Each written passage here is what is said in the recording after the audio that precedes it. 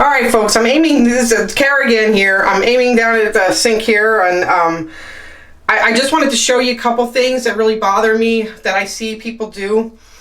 I'm using my bathroom sink as an example, but this is mostly in public restrooms where it's really, really important to be even more cautious. And it's not just during coronavirus, it's any time. Let me show you some things here, okay? First of all, when you go to wash your hands, I have my gloves off now. I've properly removed them. They're off. I want to wash my hands, or maybe I just came out of the bathroom, whatever. You're going to touch this, okay? 50 people have touched this. You've got bacteria here. You've got bacteria down in the sink because the sink is always wet. Except for mine, I dry mine and spray it. And that's just me. But I'm saying in a public restroom or whatever. When you wash your hands, you're going to end up touching the soap possibly at some point. Or it may be one of those that you just kind of, and that's it, you know. But at any rate, what you want to do is you want to get some soap on there. The most important part of hand washing is the friction. Friction actually can blow up the germs, so to speak. So we're going to do the friction thing, and I want you to get your hands together and kind of somewhat interlock them. All right, friction. Sing yourself the ABCs and twinkle twinkle little star twice. Get it like that. Again, here we go. It's important. Get around each finger.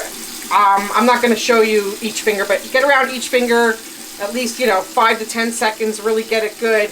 You want to get in the palms, and if you so desire, you can get to the wrists and get around. But get around, definitely around the top of the hands. So you really want to get a good wash on your hands. When you rinse, put your hands in under like this. Remember that anything you hit up here that has not been washed is going to wash down over your clean hands. So, it kind of defeats the purpose. But if you can, try not to touch the inside of the sink, because if you do, you've contaminated yourself. I just bumped up underneath the nozzle. Guess what? I just contaminated myself.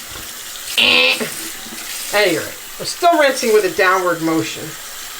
Now, when you turn off the water, don't touch this again. People have a habit of, you just contaminated yourself. Like, when you touch it, the best thing for you to do is to take your elbow,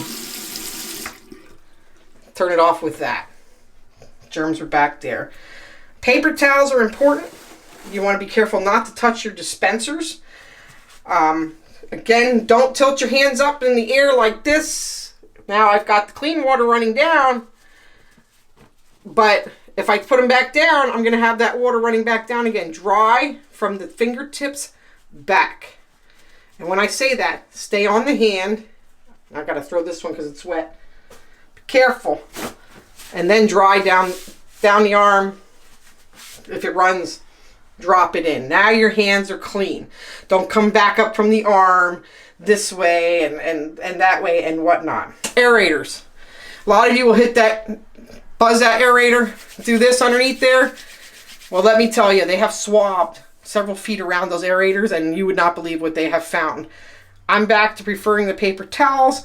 If you're in a public restroom and you're drying your hand with a paper towel, and it's pretty dry, this one, don't take a wet one, you can use this to kind of open the door, or if you have to pull it inward, or use your foot to open the door going outward, or your back to keep, the germs from coming back onto your hands. That's the best way to keep your hands clean. Keep some sanitizer on you. Again, you're going to touch the sanitizer bottle with dirty hands. Rub it together. If you do that, give it the old friction the same way as you would as you wash it. Go back over that nozzle part that you touched on your hand sanitizer bottle or whatever. Kill the germs off of there as well.